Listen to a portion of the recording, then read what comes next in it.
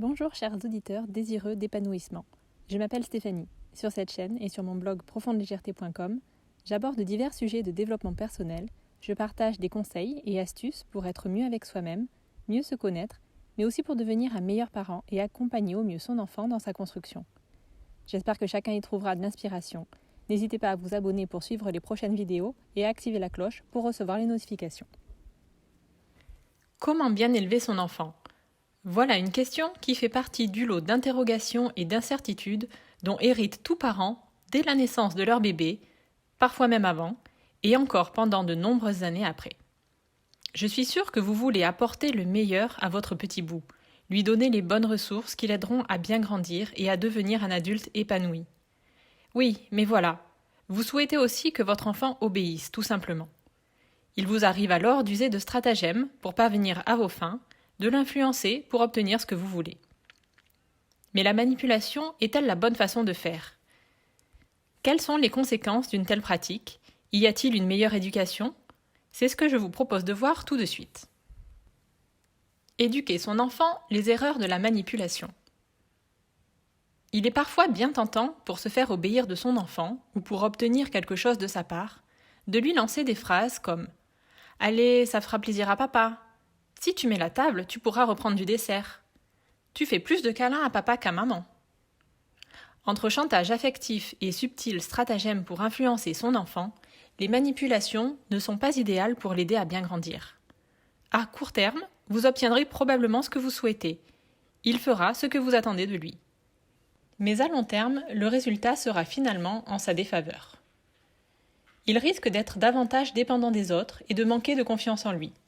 Par ailleurs, manipuler son jugement ne l'aide pas à développer son esprit critique. Face à une problématique, il aura plus de mal à trouver des alternatives et à rebondir. Enfin, il ancrera en lui des croyances limitantes qui le desserviront. Par exemple, il pensera que dans la vie, il doit faire plaisir aux autres pour exister et sera plus enclin à ressentir de la culpabilité pour un rien. Je vous rassure, il nous arrive à tous de manipuler nos enfants. Certains le font de façon délibérée, d'autres pas. Le but n'est pas de se flageller, mais de prendre conscience de ces petites habitudes pour tenter de les réduire et ainsi apporter à son enfant un environnement sain dans lequel grandir. Discipliner son enfant, l'aider à bien grandir sans le manipuler. Développer son esprit critique. Selon moi, une des facultés qu'il est primordial d'acquérir pour un enfant est l'esprit critique. Cela lui servira tout au long de sa vie et lui évitera bien des ennuis. Il sera ainsi en pleine possession de ses moyens pour faire face à n'importe quelle situation. Pour aider votre enfant à développer son esprit critique, vous pouvez lui poser des questions ouvertes. Que penses-tu de telle chose ? Comment aurais-tu fait toi pour telle autre chose ? Toutes les occasions peuvent être source d'apprentissage et de développement. Profitez d'une actualité pour lui demander ce qu'il en pense. Rebondissez sur l'histoire de son copain qui a mal agi et demandez-lui ce qu'il aurait fait à sa place. N'ayez pas peur d'avoir des discussions avec lui sans vouloir le convaincre de se rallier à votre opinion. Vous pouvez conseiller votre enfant, lui exprimer votre point de vue, mais ce ne doit pas être un stratagème pour l'influencer dans votre sens. Le mieux est de l'aider à se questionner et à utiliser son bon sens. Aider son enfant à comprendre les règles à respecter.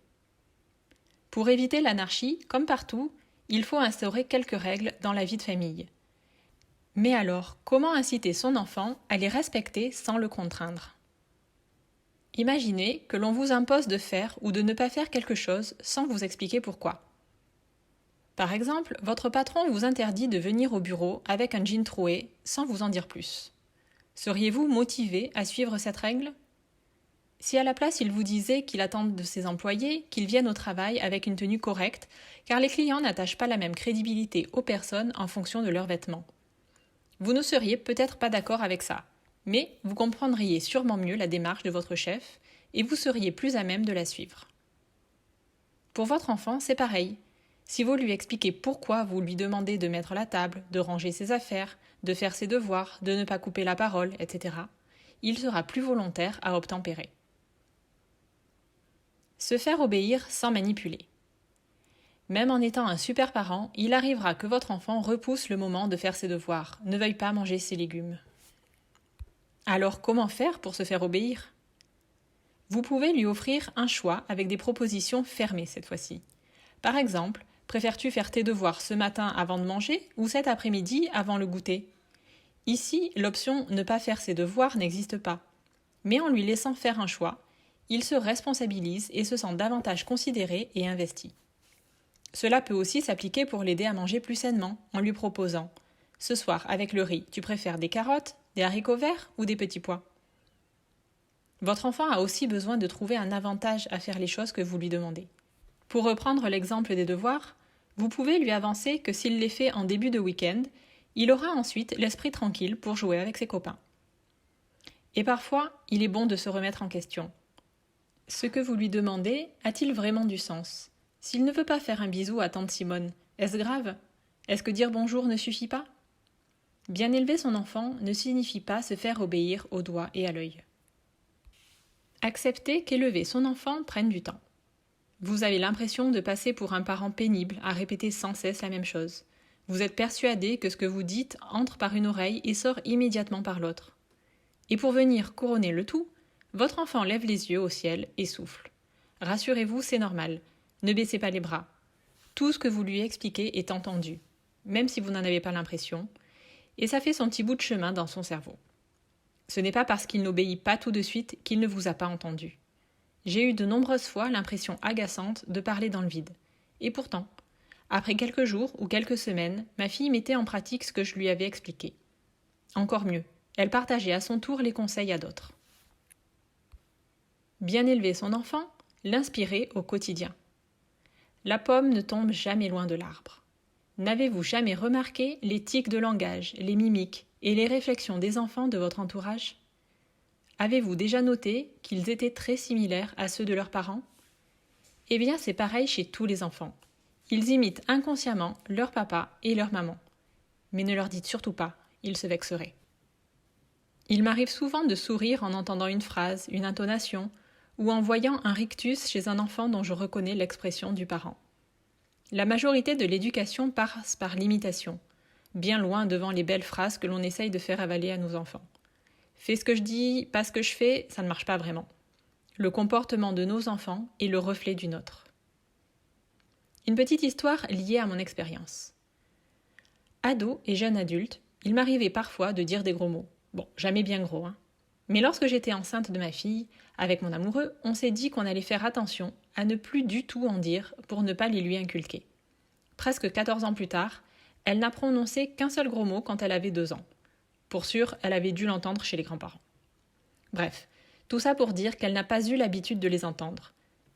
Ils ne faisaient pas, et ne font toujours pas, partie de son quotidien. Pour elle, il est donc normal de ne pas en dire. N'en prononcera-t-elle jamais? Je ne peux pas l'affirmer. Mais je suis persuadée qu'ils ne seront pas à la base de son langage, et ça, pour moi, c'est très positif. Soyez un exemple pour vos enfants. Cet exemple des gros mots peut s'appliquer à tout type de comportement. Si votre enfant grandit dans un foyer où personne ne lève la main sur autrui, il y a de fortes chances qu'il ne soit pas porté sur la violence. Si un enfant n'entend pas ses parents critiquer et se plaindre à longueur de journée, il aura tendance à en faire autant. Ce que je peux vous conseiller est de prêter attention à vos gestes, paroles, attitudes, et de voir si certains pourraient être changés pour donner un exemple différent à vos enfants. Évidemment, cela ne se fait pas en un claquement de doigts et demande un petit effort, mais ça vaut vraiment le coup. Pour vous aider à modifier vos habitudes, je vous invite dans un premier temps à comprendre comment vos pensées influencent votre réalité, puis à changer vos pensées.